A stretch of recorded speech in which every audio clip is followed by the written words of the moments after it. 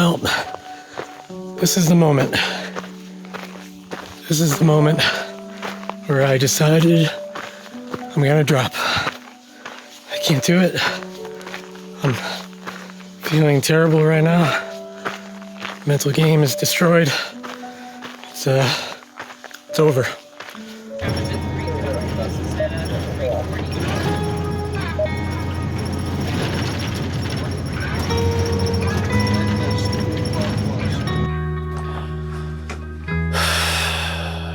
I wanted to make a post-race video about how successful and fun my experience at the Vermont 100 was, but I can't. Instead, I'm faced with talking about my first DNF ever. For those of you not familiar, a DNF means did not finish. It's a tough pill to swallow. Friends and family have been trying to comfort me by telling me how great I did or how impossible the task was given the conditions. Honestly, nothing helps. My name is Dave Dillon, and this is the 6th episode in my series of videos leading up to my first 100-mile ultramarathon at the Vermont 100 endurance race. If you haven't seen my other videos, you should go check those out so you can kind of get the full story. Also, make sure you subscribe down below so you can see future videos when they come out.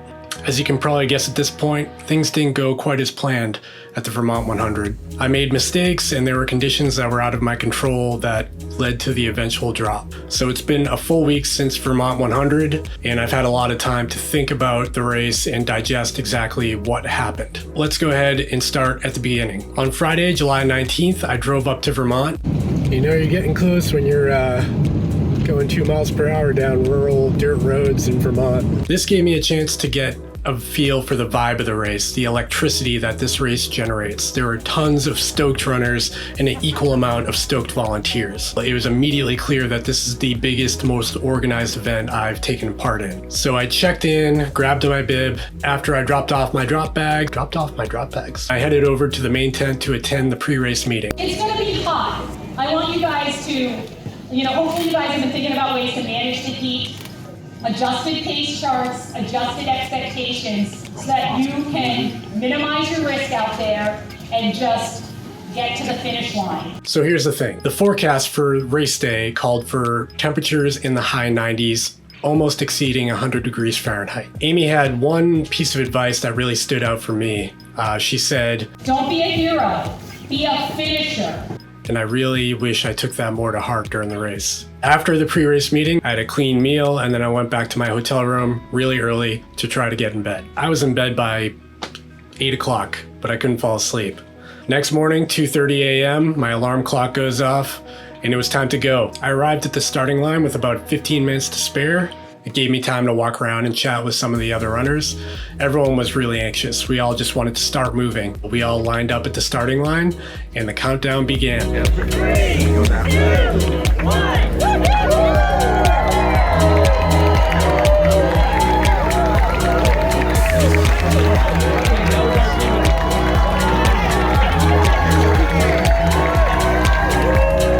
First stretch of the race took place in complete darkness. Man, was the sunrise beautiful. Like up on a hill and the sun was coming through the trees and over this like beautiful farm. It was just like classic Vermont and it was awesome.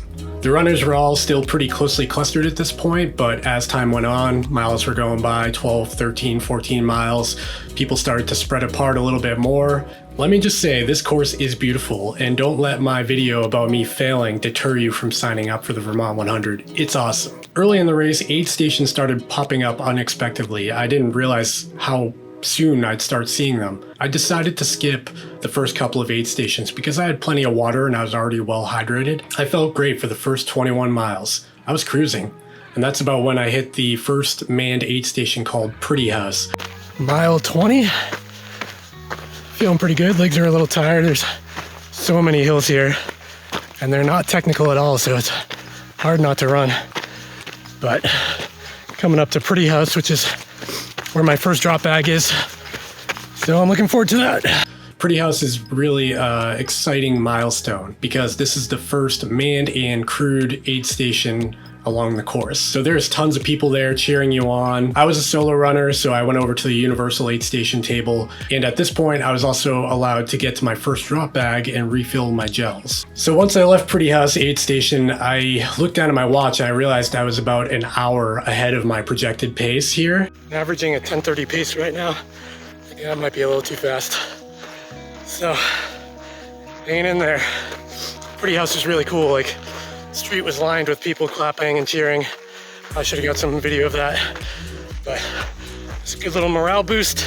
So I was going too hard, but it was hard to tell because I was keeping a very casual pace. I could carry a conversation, my heart rate wasn't very high, and at this point, I definitely felt like I was near the front of the pack. After Pretty House, it seemed like the heat really intensified. The sun got higher in the sky. Fortunately, the aid stations had a ton of ice available, which you could stuff down your shirt. I had it in a bandana on the back of my neck. Still though, even with all this ice available, it was still super hot. It was hard to cool down. I think the highlight of the day was actually a river crossing where we were able to kind of just lay down in the water, and that was really nice. So let's fast forward a little bit. By mile 25 to 30 is when the wheels start to come off.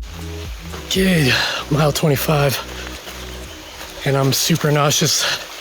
I don't know what happened. I guess it's pushing too hard. Yeah, hopefully I can pull my shit together because there's a lot of race left. I knew I needed to eat more and get more electrolytes in with more water, so that's what I focused on. When I hit the next aid station, I was shoving watermelon down my throat. That's basically all I could eat at the time. I had a couple of gels and I took down some salt capsules. I was chugging water like crazy at this point. When I reached an aid station, I would fill out my bottles and drink them right there before refilling again to continue on. And even still, I was still running out of water before I hit the next aid station. Okay, so mile 40 comes along. I was pretty excited to see that number on my watch, but I was feeling pretty awful. This is about when serious dehydration starts to set in. Yeah, I feel like hell. Super nauseous, can't breathe. And my stomach is just churning. I don't know. Today's not my day. Trained so hard for this. It sucks. I might try to ride it out until Camp 10 beer. That's 8 miles away. First sign was when I went to pee, it looked like Coca-Cola. It was disgusting. Dark brown motor oil pee. Sorry, was that too much information? Along with that came blurred vision, confusion. I was having trouble talking to people next to me. And actually, I sat down at one point, and when I looked down at my calves, I could see them kind of like spasming all over the place. At this point, it seemed like no matter how much I drank and what I ate, I wasn't recovering. By now, I kind of knew what was happening. My mind went to a dark place. I want this so bad, but there's something going on. Just haven't thrown up yet, but I'm close. I kept thinking, is this really happening? I walked into this with 100% confidence. When I stood at the starting line that morning, I said, I'm gonna finish this race. My wife was actually texting me when I finally got a little bit of cell phone service, and I think from my jumbled texts, she grew pretty concerned. So concerned, in fact, that she went and dropped off our kids at her parents' house and started driving the 2-hour journey to Vermont to try to come find me. So now's the time when I start to think about the options. Every breath I'm sucking in felt like I had my mouth on a hairdryer, just sucking in this hot, terrible air. There was no running happening anymore. I was just walking 100%. Do I risk injury and potentially not being able to run for a while after this race? Is it worth it? And that's when I made the decision. I decided I was going to drop right there at mile 42, I think. I got about 5 miles to walk before I can actually bail out. It's probably gonna take me a couple hours because I can't get my legs to work. And I feel like throwing up. I finally arrived at Lillian's aid station at mile 45. So Lillian's had like this misting fan, they had ice, they had popsicles, and they were definitely helping, but the damage was done. I wasn't recovering from this. I sat down next to another runner who had already made the decision to drop. The aid station crew had already arranged for a shuttle to come pick up this other runner. I was still trying to convince myself that I had it in me to continue on. That's when the driver of the shuttle looked over at me and said, "Hey, man, you don't look good. You want to ride out of here?" And that was it. It just took one person acknowledging how I felt. I said, "Yes, and I got in the van and I officially dropped out of the Vermont 100. That ride back to the starting line took a while, maybe 30-45 minutes. We went aid station to aid station picking up other runners who were dropping. When the van got back to Silver Hill and the starting line, my wife was already there to greet me. Felt really good to be able to hug her and have somebody there. In the end though, I wasn't alone in this. It turns out 52% of the runners at Vermont 100 this year dropped out. Over half of the runners this year didn't make it to the finish line. I took a lot away from this race. I learned a lot. How could I have done this better? First off, I need to learn to manage my expectations. I went in with a goal. I didn't take into account that it was going to be almost 100 degrees out, record temperatures. What was I thinking? I should have shifted my goal to just finish the race. I went too hard out of the gate. I thought I was being smart because I knew the heat was coming later in the day. All that did was tax my system, and I wasn't able to sustain it. I was skipping aid stations early in the race, and maybe it wasn't a mistake, but now that I look at it, I think I should have been stopping and forcing myself to eat and drink a little bit more often. I think I packed too much. I had all these things because I was a solo runner and I was ill-experienced here, so I didn't know what to bring, and it weighed down my vest more than it should have. I think the one major lesson, generally speaking, walking away from this is that 50 miles isn't 100 miles. I went into this race treating it like it was a 50 miler. I went out too hard and I didn't save the energy for the long run. This just comes with experience. This was my first attempt at it, and clearly I didn't play my cards right and I got dealt a really bad hand with the heat and weather conditions. This is the long game, it's not the short game. Did I just call a 50 miler the short game? The past week I've been on vacation with my family. Every time I think about the race, I'm like, damn, I could have done that better.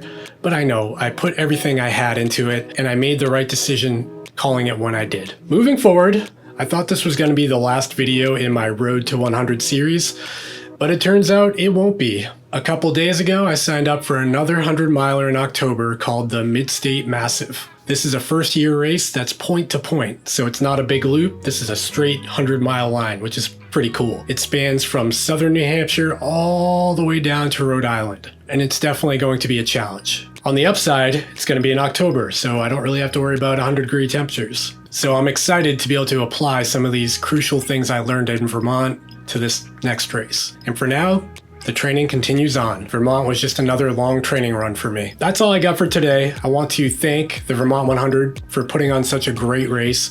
I want to thank the volunteers at the Vermont 100 for being so supportive and so helpful when I was in such a dark place. And finally, I would love to congratulate all of the VT 100 finishers this year. You guys are amazing and an inspiration, and I'm looking up to you because that day was brutal and I can't believe anybody finished the race. Be proud. That was a tough one. Be sure to subscribe to my channel to see the future videos coming out in this series. Also give me a thumbs up if you thought this was a helpful video or entertaining in the least. And I'd also love to hear some of your DNF stories of your own down in the comments if you're willing to share them. I hope you guys are getting out there and training hard. Have a great day.